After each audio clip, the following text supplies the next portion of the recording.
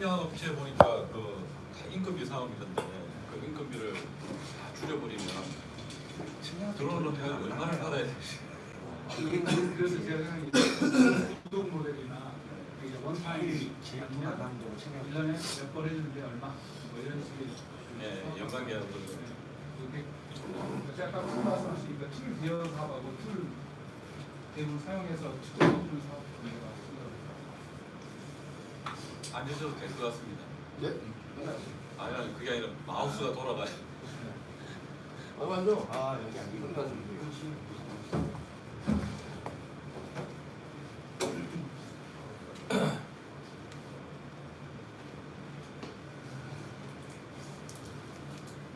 예, 하드웨어 장비는 이렇게 돼 있고요. 밑에 보시면 이제 라이다 종류만 나와 있습니다. 그거는 산림용으로 해서 200m까지 나오는 100m짜리. 이게 이제 종류별로 다릅니다. 그래서 내가 쓰는 데가 어디냐에 따라서 조금 차이가 나니까 그러시면 될 것 같아요. 그다음에 이거는 이제 소프트웨어인데요. 요거는 이제 플라이트 플래너 짤 때 자율비행 소프트웨어고요.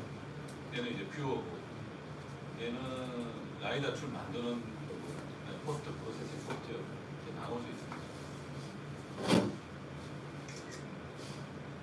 근데 데이터 획득은 플래닝하고 날리고 매핑 없고 포스트 프로세싱하고 여기에 답니다. 간단하죠. 되게 걱정하고 있어요. 자 이제 드론 비행하면 아시다시피 드론 자격증이 있어야 돼요. 라이다를 하게 되면 한 12km 이상 나가기 때문에 자격증이 있어야 돼요. 그래서 드론 비행 허가도 받으셔야 되고 그리고 비행을 실시해야 됩니다. 그다음에 이게 정사 촬영해서 그 만드실 수도 있고 그다음에 라이다 촬영인 거 따로따로 만드실 수도 있고요. 이 두 개를 합쳐가지고 드론 라이다에서 포인트는 픽셀을 포인트는 라이다 촬영 픽셀은 사진에 있는 픽셀 그걸 말씀드립니다. 그래서 드론 라이다로 해서 포인트 픽셀로 해서 찍으실 수도 있고 사용 방법은 하나, 둘, 세 가지가 있습니다. 그래서 라이다가 하는 거는 두 가지가 되는 게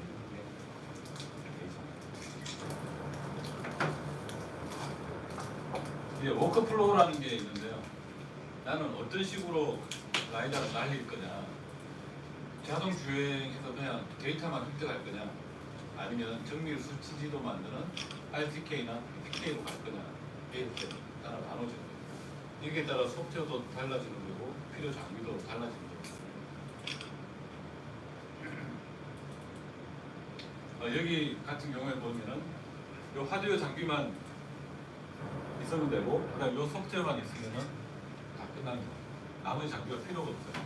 그래서 플라이트 플랜하고 그 비행 실시하고 라이더도 만들고 뷰로 보시거나 하고 여기서 이제 정밀도가 조금 떨어지는 게 이렇게 됩니다.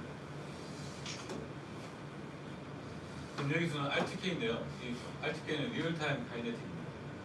왜 가만히 있어도 돌아가지? 리얼타임 카이네틱에서 번들고 되어 있는 겁니다. 여기는 GPS 리시프가 하나 들어가고요. 그 다음에 얘하고 비행 중에 할 수 있는 무선 모뎀이 하나 들어갑니다. 이런 식으로. 얘가 받은 수신 데이터를 여기가 안 나와요.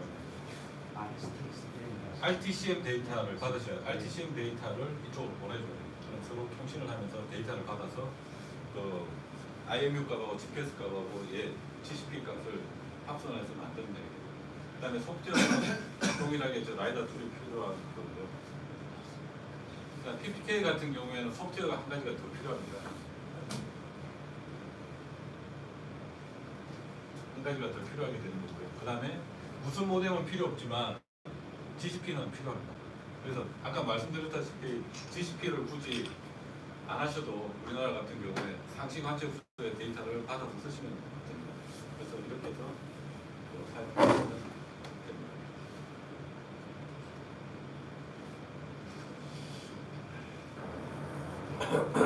네, 포토맵이라고 하는데요. 아까 물어보셨지만 여기 카메라가 여기 붙어 있어요. 여기 앞에 라이다가 붙어 있고 그래서 같이 이제 붙여서 날릴 수 있게 되고 라이다가 없으시면은 안 붙이셔도 이렇게 해서 따로 되는데 굳이 이 솔루션보다는 픽사4D 솔루션이 좀 더 낫지 않을까 싶습니다. 가격적인 측면에서. 네. 그래서 여기 보시면은 GCP 프리라고 되어 있거든요. 픽사 4D 다 촬영해 보셨죠? 픽사 4D 하시면서 GCP 위치 시키세요? 드론으로 안 해보셨어요? 드론으로 이게 사진을 찍으시고 그 정밀한 그 픽사 4D 데이터 수처리 데이터를 얻으시려면 바닥에 GCP를 설치를 하셔야 돼요. 최소한 5곳.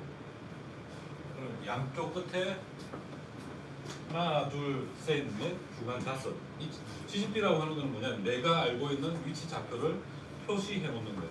그래서 사진을 찍었을 때 그게 보이면 거기가 무슨 좌표다 해서 사진을 합성할 때 그 데이터를 넣게 되면 얘가 맞춰가지고 그렇기 때문에 없이 한 것보다 훨씬 더 정밀해진다는 거예요. 그냥 없이 그 GCP 없이 그냥 찍게 되면 정밀도가 좀 떨어지거든요.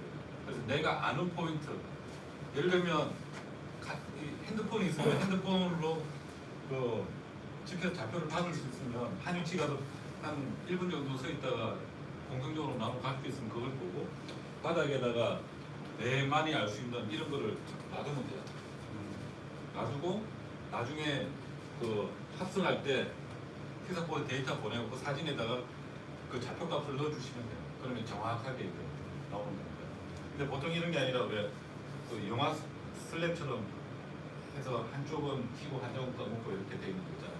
이걸 GCP 포인트라 해서 쭉 촬영하시면 훨씬 정밀하게 하실 수가 있어요. 근데 얘는 이제 그런 거 필요 없이 내부에 IMU가 들어가 있으니까 그런 거 없이 그냥 찍으면 된다. 그 다음에 호리젠탈, 그 다음에 버티컬 매핑이 가능한 거고 이미지 타임 트래킹, 지오 태깅 이런 거 된다라고 되어 있는데 이제 조금 설명이니까 그냥 넘어갈게요. 이런 게 있다고. 그 다음에 포토맵 해서 찍으면 이런 식으로 이제 여러 개 찍어서 이 단계별로 합치게 되면 이런 식으로 다 나오게 된다.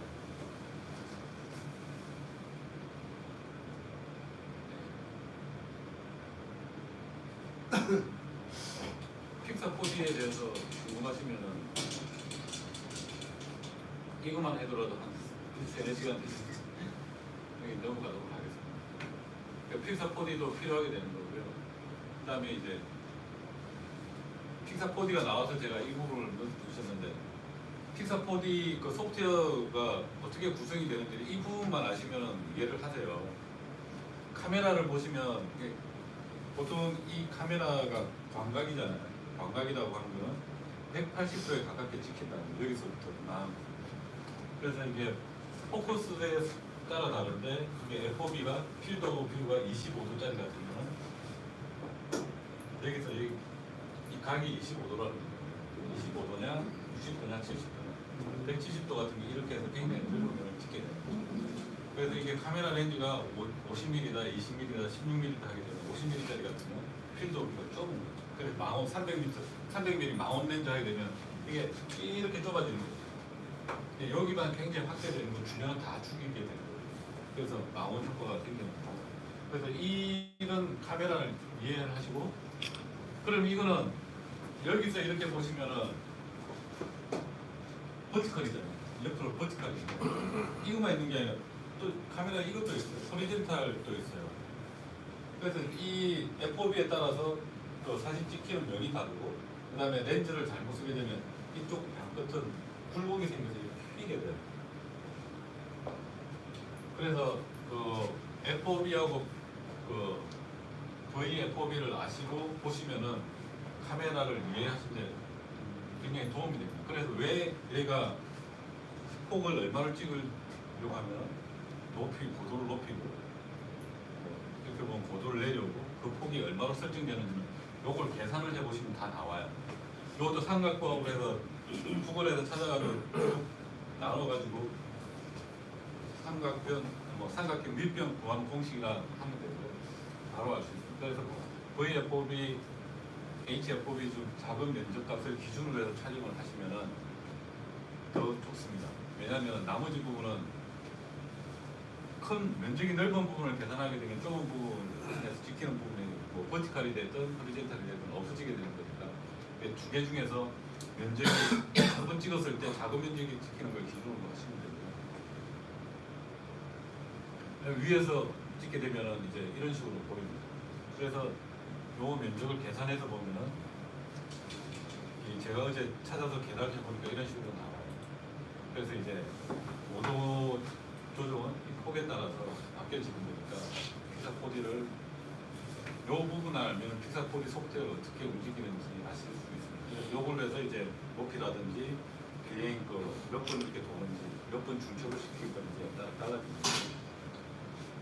여러 가지 인터넷에서 많은 사람들이 찍어서 본 데이터로는 85%를 중첩을 시키면은 문제가 없대요.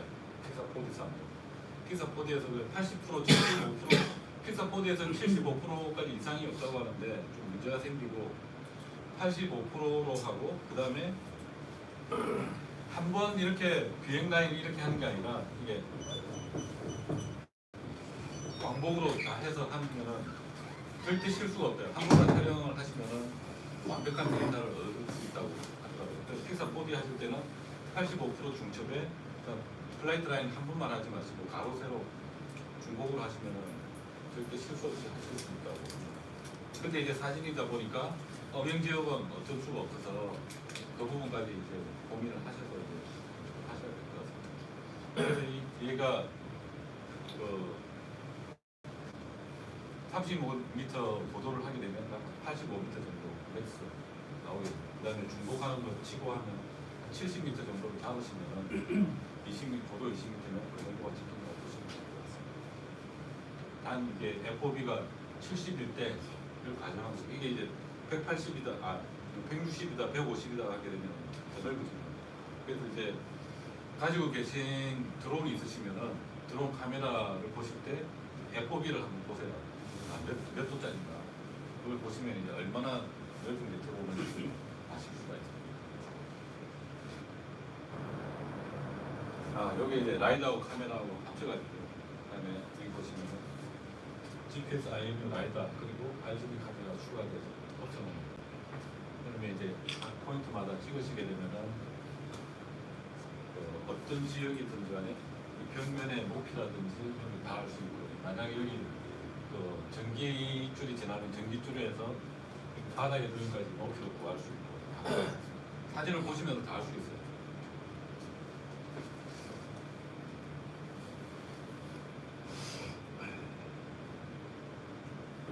센서 데이터 타입은 이제 라스 파일이고 그다음 DSL, 디지털 서피스 모델, 포인트 픽셀. 그래서 이제 칼라 아이콘은 요거는 전사 사진 얘하고 합치면 이제 이런 식으로 나온 것 같아요.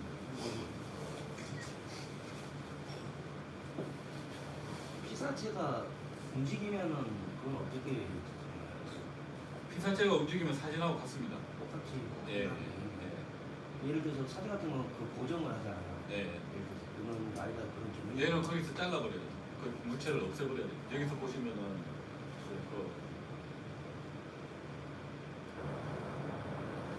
이 부분을 확대해서 보실 수가 있거든요. 예를 들면 여기 이제 여기 있던 차가 찍는데 이렇게 움직이는데 길게 이렇게 나왔다.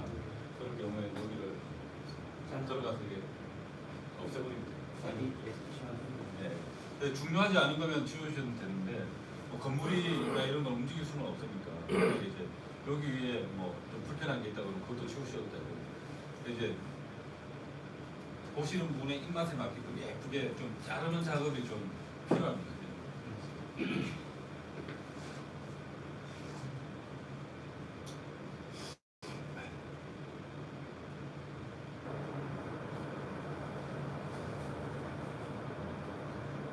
그다음에 이제 UAV 라이다를 드론에 붙여서 라이다를 사용할 경우 있는데요. 거의 사용은 다 되는 것 같아요. 그 대신 이제 하시면서 좀 이제 신경 써야 되는 부분들이 좀 많으니까 그런 부분은 신경 써야 될 것 같아요. 이런 부분은 사실 우리나라에 광산 지역 같은 지역은 광산 자체가 없기 때문에 별 의미가 없어요. 외국에 가면 이 지표면에 광산이 눌려져 있으니까 얼마나 파냈느냐 뭐 이런 거 조사하고 경사도 계산하고 그런 게 없으니까. 그다음에 주로 많이 쓰는 게 이제 이런 것 같아요. 우리나라에 사용되는 게. 나무 같은 경우도 항공 라이더로 산림층에서 연간이 아니라 2년인가 한 번씩 촬영을 하는 거라고. 그래서 이렇게 진행이 되고 있는.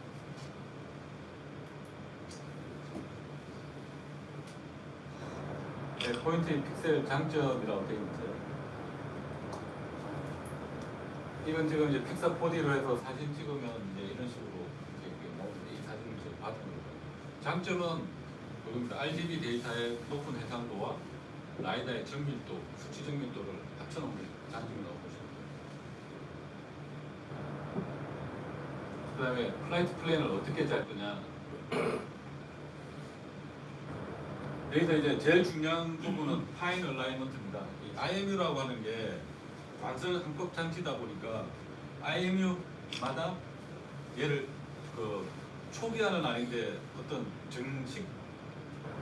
정확한 동작을 하기 위해서 어떤 프리세팅하는 부분들이 필요를 해요. 그래서 이 회사에서 가지고 있는 부분은 한번 사각 비행을 한번 하게 되면은 얘가 세팅이 됐다고. 그래서 이제 한번 크리플라이트를 하게 되면 파인 얼라이먼트가 된 거고, 그리고 나서 이제 관심 지역에 들어가서 촬영을 하라고 이야기하죠. 이렇게 해야지만이 IMU가 제대로 동작을 하고, 집게서는 상관이 없는데 IMU가 정밀하게 움직이려면 IMU 프리세팅을 해줘야 되는데, 이게 이 작업입니다. 그래서 한번 비행을 시켜주고 들어가야 돼요. 리글 같은 아까 그 비행기에 장착하는 건 30분 동안 비행을 해야 돼요. 그렇게 해서 이제 제대로 프리세팅이 되고 나면 그 다음부터 이제 실질적인 촬영이 들어가요. 이거는 모든 IMU가 다 가지고 있는, IMU를 가지고 있는 모든 장비는 이 작업을 해요. 맨 처음에 이게 핸드폰 같은 경우도 사게 되면 소프트 틀면 이렇게 한번 세팅을 해주잖아요. 리글도 이거 팔자로 되는 게 얘는 여기서 이렇게 나는 게 아니라 여기 팔자 비행 한번 하고 들어오고.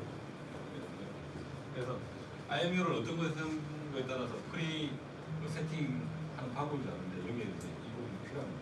이 부분을 꼭 지켜주셔야지만이 여기에서 정확한 데이터가 나타납니다. 이 부분은 잊지 않으시면.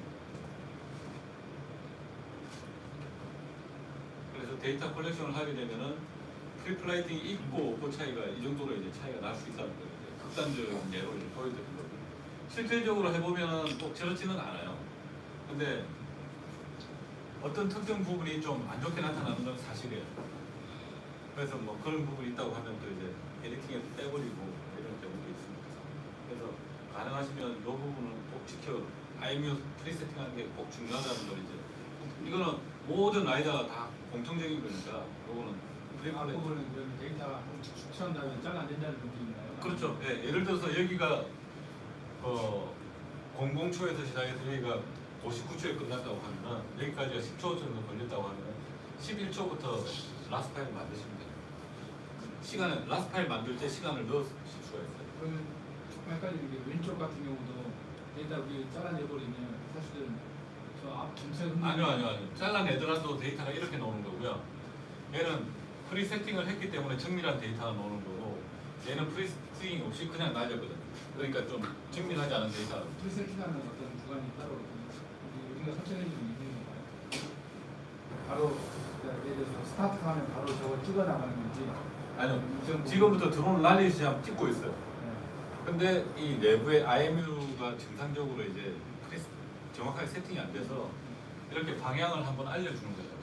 아, 이거 GPS 예, 꼭 왜 사각이냐면 90도를 한 번 틀고 한 번, 두 번, 세 번, 네 번을 틀게 되면 얘가 세팅이 됐다고.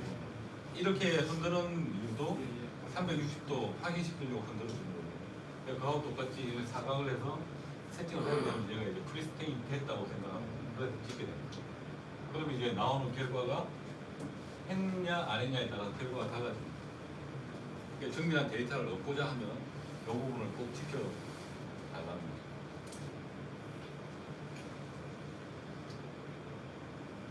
그래서 이건 어떻게 보면 조리개하고 똑같은 거예요. 조리개를 잘 맞추면 필터 튜닝을 잘하게 되면은 파인 얼라이먼트가 되면 제대로 된 거고요. 비행하는 거는 똑같아요. 그래서 이제 파인 얼라이먼트가 되느냐 안 되느냐 그에 따라서 얻는 데이터의 퀄리티가 달라지는 거예요.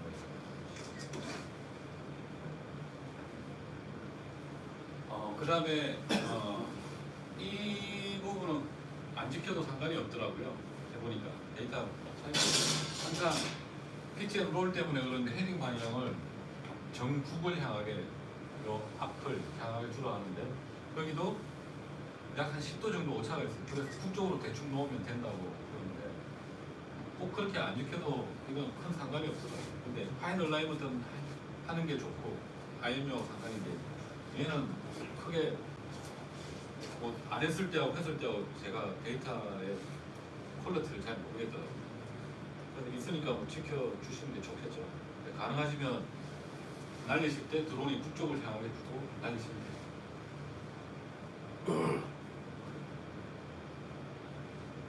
네, 같은 이야기예요.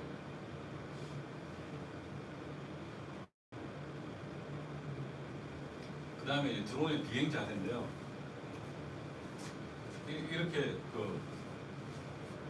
이 드론은 앞뒤로 다 갈 수 있지만 이 라이더 촬영할 때 드론은 차라고 생각하세요. 앞으로만 가는 차라고 생각하세요. 그래서 이 방향이 앞으로 가면은 여기도 틀고 이 갔다가 그냥 옆으로 가면 안 되고 여기 돌아야 돼요. 이게 돌고 이게 IMU 때문에요. 이게 또 돌고 가서 또 돌고 턴을 하셔야 돼요. 턴 없이 그냥 갔다가 이렇게 쭉 갔다가 그냥 이렇게 안 돌고 그냥 내려오면 안 된다는 거예요. 와서 뒤로 가고 이게 훨씬 더 편하잖아요. 근데 이게 반드시 이렇게 전진만 해야 돼요. 이렇게 IMU의 특성 때문에 꼭 이걸 지켜주셔야 돼요. 이게 안 하면 데이터가 깨지더라고요. 여기 나오는 데이터가 크레이트해져요. 그래서 꼭 턴하실 때도 이렇게 둥글게 도는 턴이 있는데 그냥 정지했다가 90도 턴하는데 좀 효과가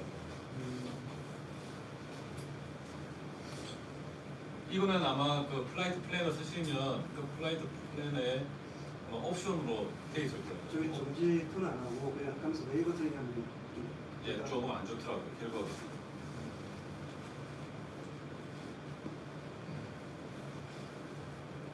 이런 식으로 하지 말라는 거예요.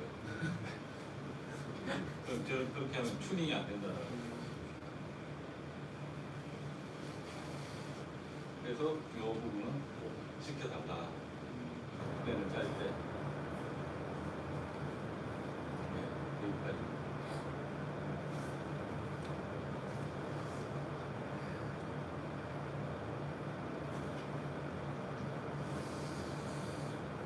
그 다음에 여기 보면 이제 얘가 가지고 있는 요거는 이제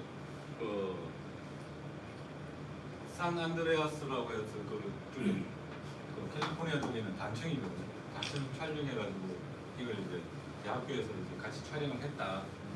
연구 보고서가지고 요거는 이제 플로리다에 있는 사업체예요. 볼에어로라는 회사인데 이 회사가 하는 걸 이제 찍어놓은 게 있어요.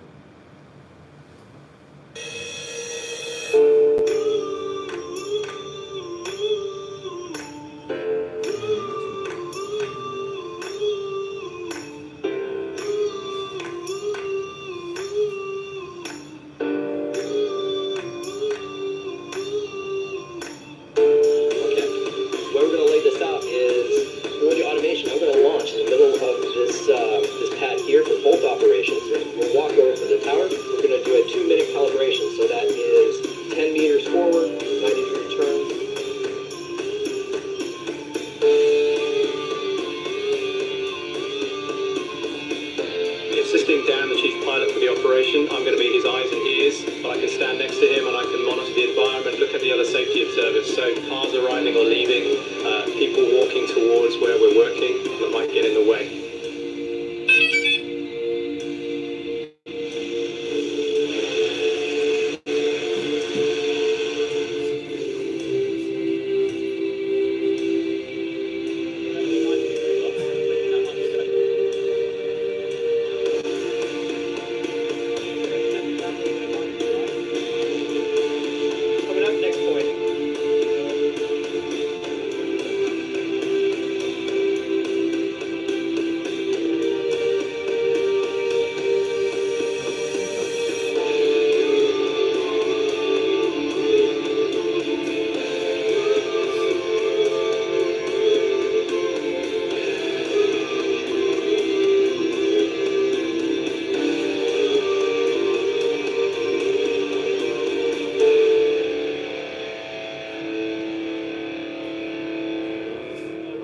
Brad, is connecting using the supplied Ethernet cable, the laptop, into the GeoMMS payload. And we're going to use that to retrieve and check the LiDAR data and the GPS IMU data as well. Make sure the file structure is good and that they've recorded the files properly. And we've also taken the data off there, and we're actually going to think about uploading it to get it processed as well. What I'm holding here is our GeoMMS mobile mapping product, and it's a sensor fusion system which includes a new sensor called LiDAR. We have a GPS-aided inertial navigation system that we built, and a data link is here as well. So we have some unique capabilities built into our system. One of them is called real-time point density mapping, which is a visual display to the user, or the pilot effectively, of the drone that shows them in real time the data that they're getting, so that they can identify if there's any missing areas in their laser scan that maybe need to be overflown again in order to make sure that they have that right data. We had this recording its position in GPS in the field while the drone was flying. We've got to do two things with that data. One of them is send it up to the internet and get a true actual position back. So that's a one position thing. So we know the truth point. And then the other thing is to have a log of data for the same time the drone's flying, and using the truth point, the log of data, that means we can calculate the errors from it. We can correct the drone with those same error corrections. And that's how we're going to correct the point cloud on the GPS front.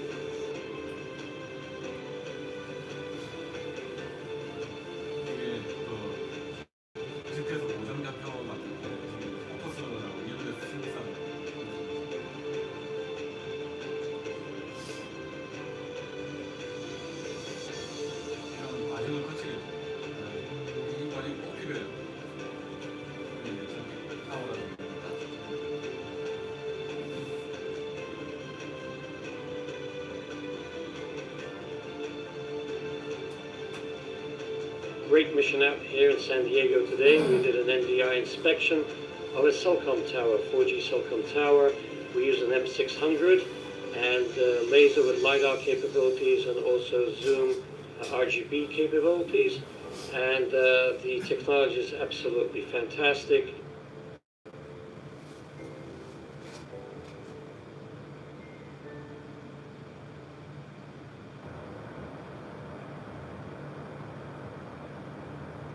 그다음에 이게 이제 그 UGCS라는 회사 제품인데요. 여기 보시면은 이런 식으로 고도라든지 모든 걸 다 세팅을 할 수가 있게 돼 있어요. 픽사 4D를 써서 저기 이제 신 사장님이 저기 신 대표님이 촬영을 하셨는데 성공을 했어요. 근데 이제 그것보다는 이런 걸 쓰면 좀 더 여기 보시면은 고도가 나오잖아요.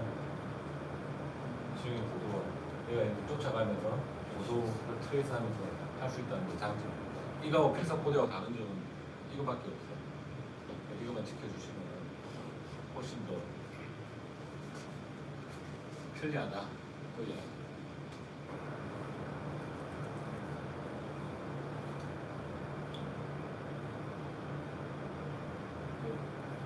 최근에 이제 이 회사에서 라이다를 타겟으로 해서 UGC에서 플라이트 플래닝 하는 게 있는데 말은 많은데 내용이 별로 없더라고요. 라이다를 받아서 봤는데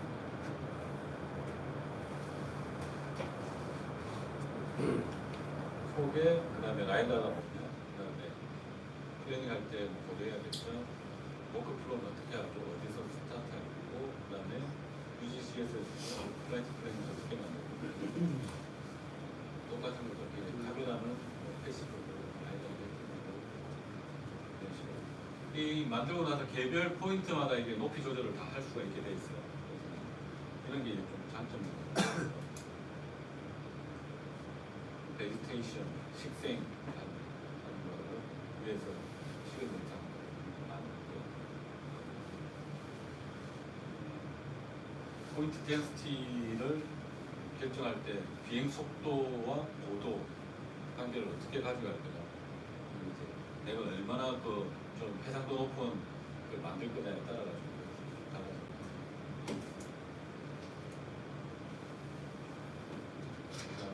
플라이트 컨트롤해서 정밀도로 어큐러시를 증가시키는 방법.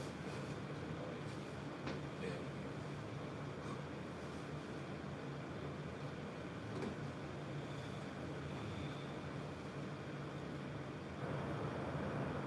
그다음에 이거는 어제 연락이 왔는데 대구에 있는 회사예요. 이 회사도 플라이트 플래너를 만들었어요. 임업연구소하고 같이 이제 지원을 받아서 만들었는데 FM 회사 이름은 FM 웍스예요. 근데 FMS라는 장비를 이 속재를 만들었는데 여기 보시면 이제 얘하고 똑같이 UGC에서 똑같이 테라인 그 높이를 따라가면서 촬영을 할 수 있는 회사가 있어요. 그래서 국내에서 이거 만든 것을 구글 맵에서 만들어서 혹시 관심 있으시면 이 부분도 한번 고려를 해보시라고 저는. 이걸로 해서 저희 같이 한번 촬영을 한 적이 있거든요. 그래서 결과도 좋게 했거든요. 여기 보시면 이제 산악부에서 같이 일정한 높이를 유지하면서 쫓아가는 찍어주죠. 저거 유료 앱인데 얼마 였어요? 이게 사진중에 납품하는 건 110만 원 정도 돼 있어요. 이거 하시게 되면 와서 교육도 다 시켜주고 필요하시면 저 신 대표한테 주문하시면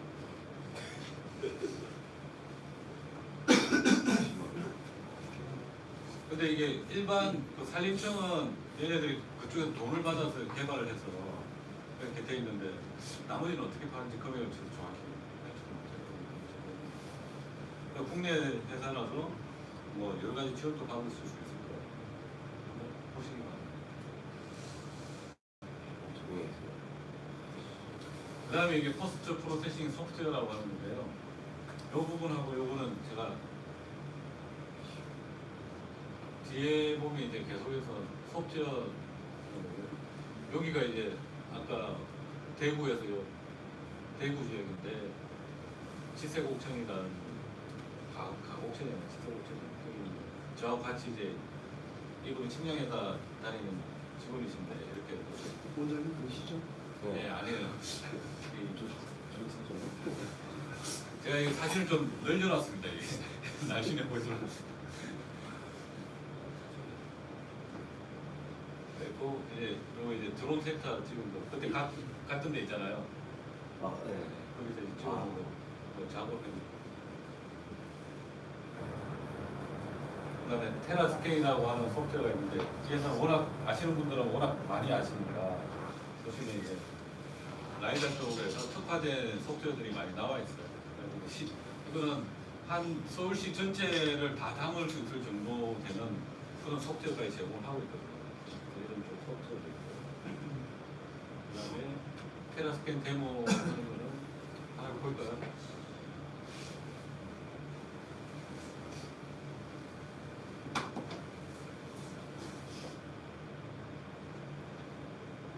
이렇게 촬영을 하고 나면 이렇게 나무를 구분할 수가 있고요.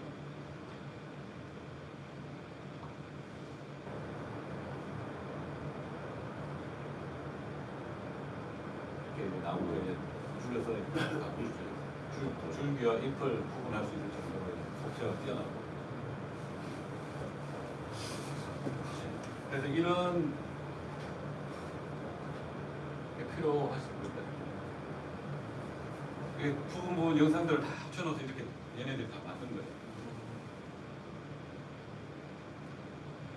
이렇게 되면 이제 시설물 관리가 확실히 되는 거예요.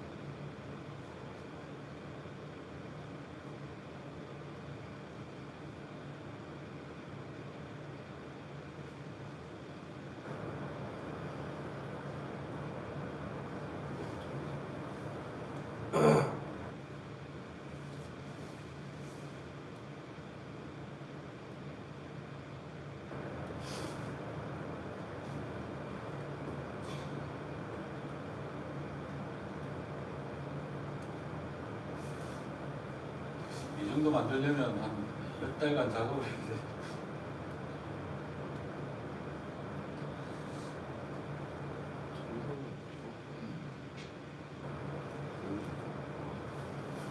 이게 이제 보면 포인트 사이즈를 소프트웨어에서 선택을 할 수 있게 돼 있어요. 포인트 하나를 폰트를 한 포인트짜리 쓸 거냐, 5포인트짜리 쓸 거냐에 따라서 아까처럼 보이기도 하고, 이거는 이제 정상 기타 영상을 찍어놓은 거 합성시켜.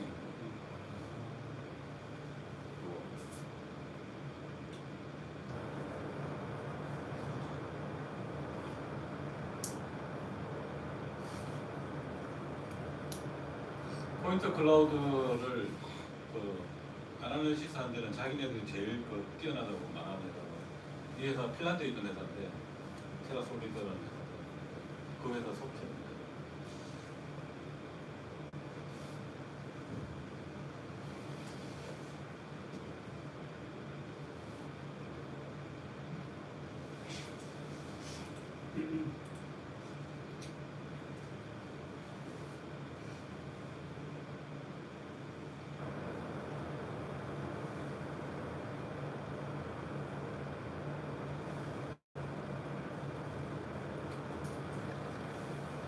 아시고 이제부터는 뭐 계속해서 이런 식으로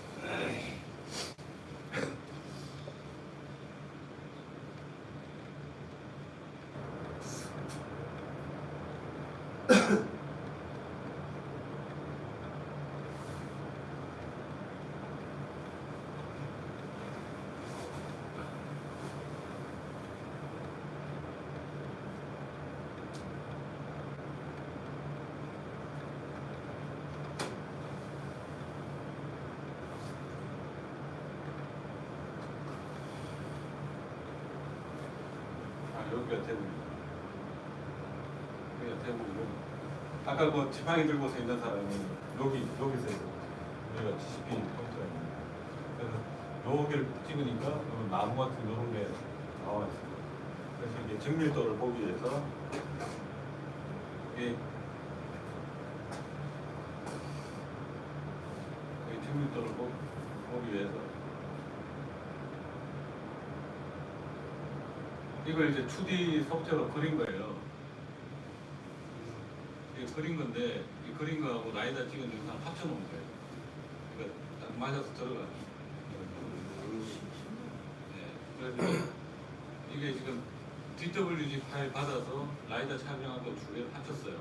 이게 이렇게 캐드 파일하고 딱 맞춰서 딱 들어가요. 그래서 여기서 이제 좌표가 틀리는 건 전혀 없고요. 여기 이제 들어가서 이걸 확대해서 보여드리는데 엘리베이션을 측정하게 되는데 엘리베이션에서 약간 차이가 있더라고요. 10cm 내로 이렇게 나타나요. 그 차이만 나는 거죠. GPS 좌표는 거의 다 맞았더라고요. 그래서 요거 이제 이런 식으로 DW 파일이나 GXF 파일이 있으시면 이거하고 라스트 파일하고 같이 올려서 같이 보실 수가 있어요. 요거까지 하시면은 이게 구글에서 사진하고 정확히 준비해서 보실 수가 있어요. 이 경사도 이렇게 보시면은 눈으로 확인하실 수가 있어요. 네, 지금 이제 속저 데모 빼고는 여기까지는 이제 강의를 다 했습니다. 뭐 궁금한 사항이 있으시거나 아니면 데모가 필요하시면 한번 더 어떻게 프로세싱 하는지 보여드립니다.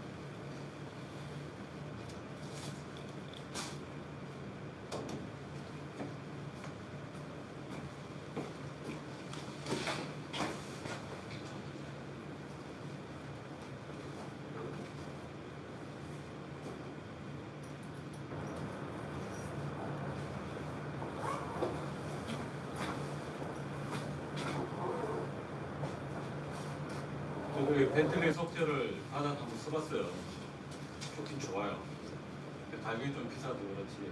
한 UAV용으로 사면 한 2,500에서 3,000만 원 정도 하는 것 같아요.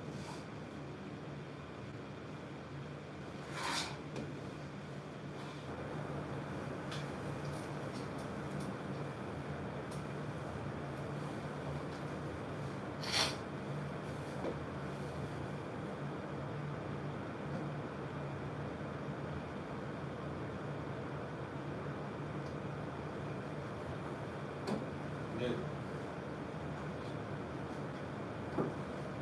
드론을 날려서 데이터를 얻게 되면은 이런 식으로 데이터가 나와요. 여기 보시면 라스 파일 빼고요. 이 사진 데이터하고 이런 거쭉 빼고 나머지 데이터 나옵니다. 그래서 여기서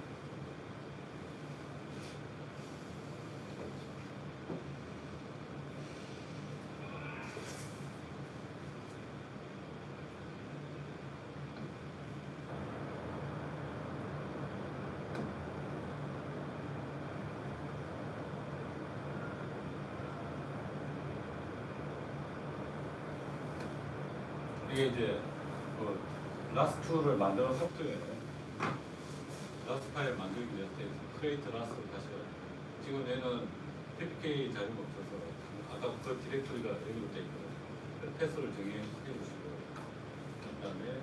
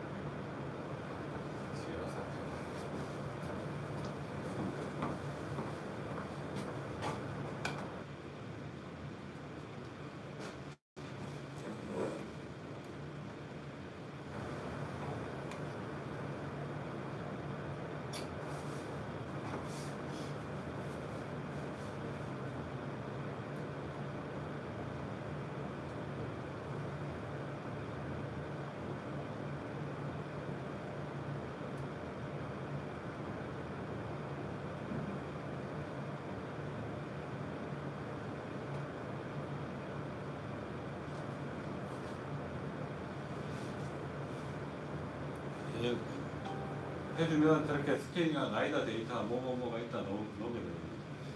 그 다음에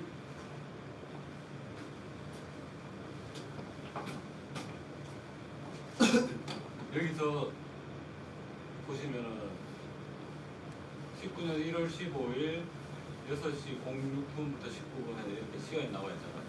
여기서 내가 전체를 다 클릭할 수도 있고요. 내가 원하는 시간을 잘라서 넣을 수도 있어요. 여기서 넣으시면 그 부분만 내가 볼 수가 있고요.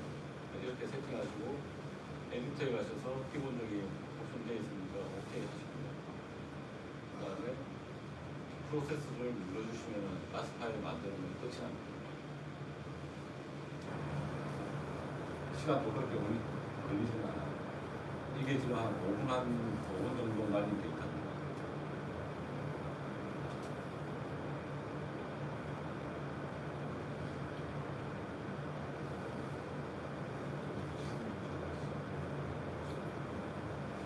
그리고 한 가지 설명 안 드렸어요.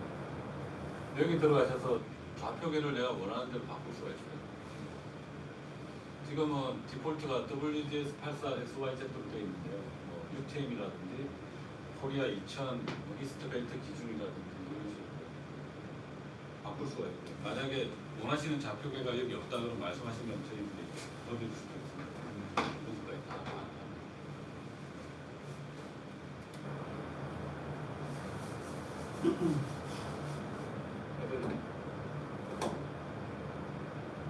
여기에서 이제 라스 파일이 만들어졌으면 이게 오늘 날짜죠. 이거 하시면 이거 하시면 라스 파일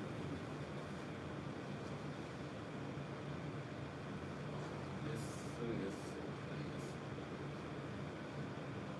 지금 아무것도 모르겠죠. 뭘 찍었는지 알 수가 없어요.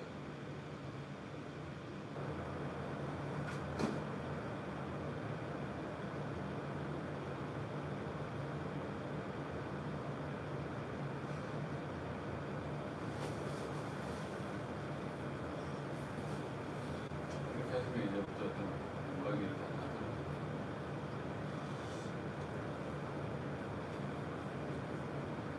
여기 도로 보시면 이제 중간에 실수이라든지 시간을 제가 좀 잘라놔서 뒤쪽이 다 잘렸는데 이게 여기 있는 건물인데요. 건물 주위가 다 유리로 되어 있어요. 사방으로. 그러다 보니까 제가 풀려져 버렸어요. 이런 식으로 알 수가 있고, 그 다음에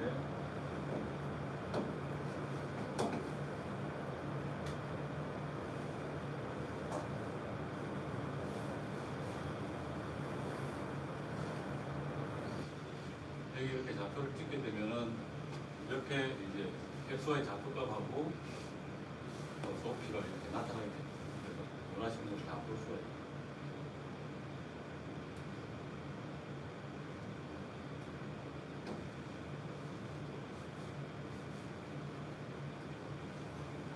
파일을 선정하시고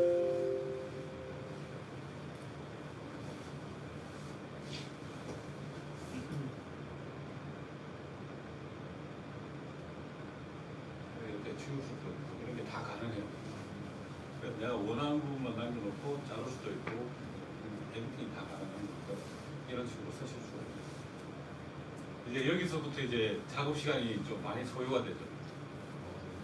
네. 지금 뭐 이렇게 해서 옆에 이렇게 날리고 싶은 부분들 있잖아요. 이런 부분들. 이런 것도 이제 확대해가면 앉아서 이렇게 하고 어깨가 좀 아플 정도로 이렇게 그런 거 잘라내고 안쪽을 잘라내고 이런 작업을 하잖아요. 그 다음에 테라스캔에 가면 이런 데 이제 기둥이 사라져 버렸잖아요. 이 기둥 사라진 것도 이제 하나씩 점을 찍으면서 그릴 수가 있게 돼요. 네, 거기는 또 쉬운 게 여기 보고 또 밑에 부분은 또 이제 측면에서 보면서 돼 있기 때문에 위에서 작업하면 밑에 측면, 윗면 두 개를 다 볼 수 있어요. 이런 식으로 운영하실 수가 있어요. 그러니까 지운 게 없어졌냐 하면은 컨펌 하시면은 여기 하나 더 만들어져요.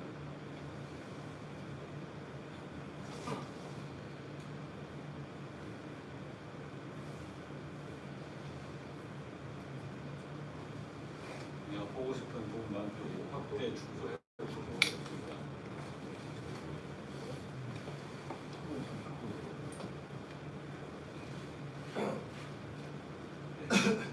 네, 있습니다. 그래서 이렇게 보시면은 요 후처리 작업하는 것만 좀 시간을 투자하시면 나머지는 드론 비행하고 라이더 세팅하는 방법만 좀 하시면 나머지는 좀 비행하시면 됩니다. 그 다음에 이제 이걸 하다 보니까 주기를 좀 정확히 아셔야 돼요. 왜냐하면 뭐 어떤 분은 WGS 84를 달라고 하시는 분도 있고 코리아 2000을 달라고 대부분 누구는 코리아 20만 50만 그 좌표를 쓰시죠. 그 다음에 ECF 달라고 하시는 분도 있고 하니까 거기에 맞춰서 라스 파일을 제너레이션 하셔야 됩니다.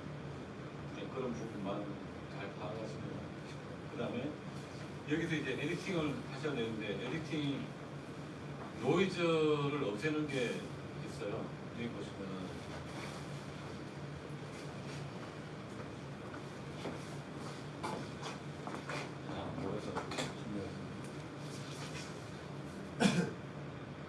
이것도 노이즈 없애는 거 SOR 필터라는 게 있고요. 얘를 선택하고 에디트 컬러 툴 클린에 들어가시면 노이즈 필터가 값을 줘서 클릭하시게 되면 좀 옅어져요. 이렇게 노이즈가 좀 클린된 거예요.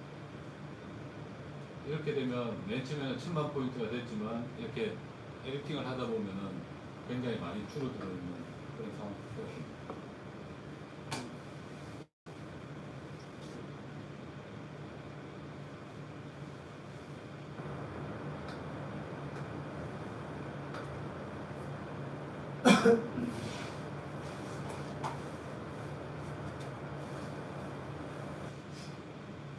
이제 아까보다 더 얇아졌죠.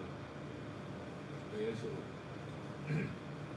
이런 식으로 해줘야지 나중에 그 사진하고 합성시킬 때 좀 더 유리하시거든요. 그래서 이런 식으로 해서 쓰실 수도 있고 여러 가지 방식으로 사용하실 수가 있습니다.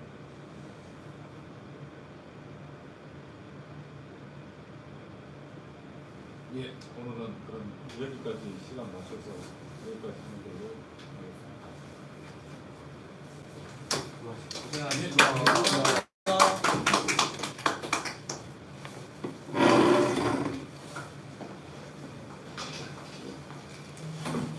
궁금하신 게 있으세요?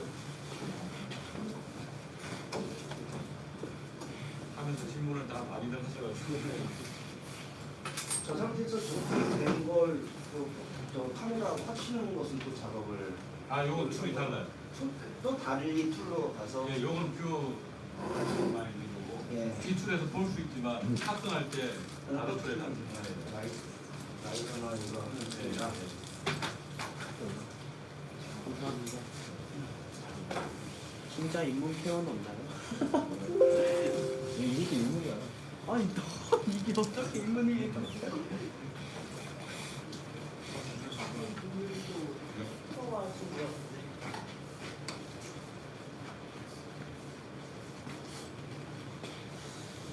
아, 고생했습니다.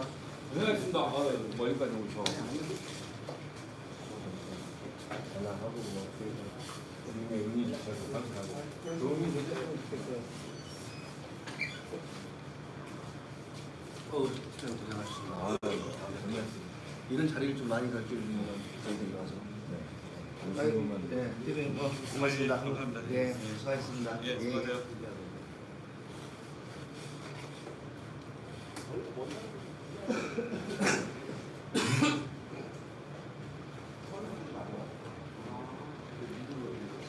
혹시 강의자는 좀 받을 수 있나요?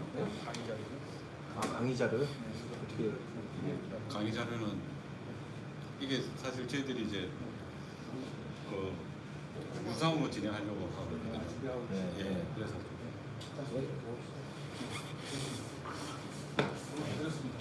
아 예.